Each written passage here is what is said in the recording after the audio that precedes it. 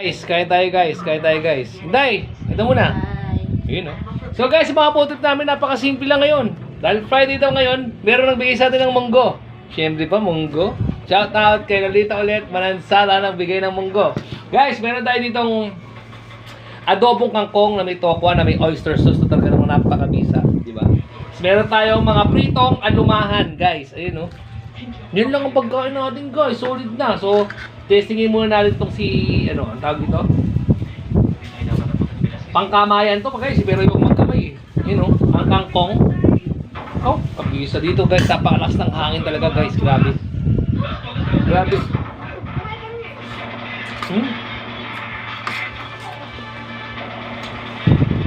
Sarap. Kumain natin ang pritong alumahan, guys. So wait lang. Natin lang muna, guys, siyempre.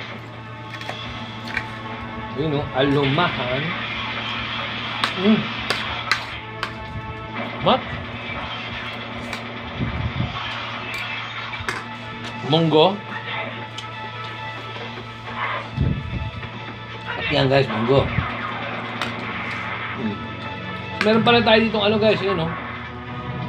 Pambalanse. Napapaya ini. Guys, masarap. Munggo. Biyabirin ako.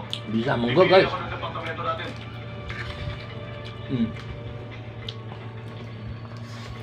Natutuman dyan. Sumunod kayo sa akin. Sarap.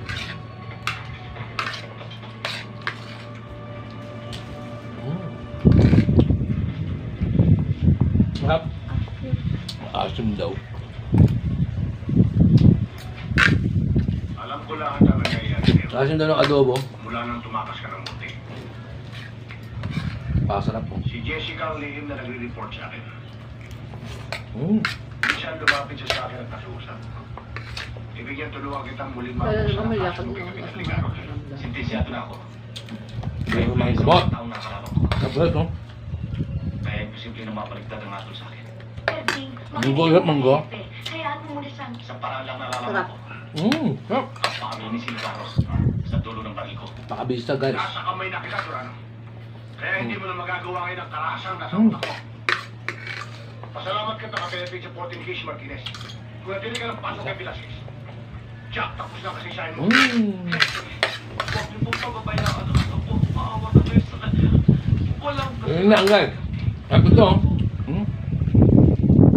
Sa ngayon, Tok. hindi mo natin mapalihan.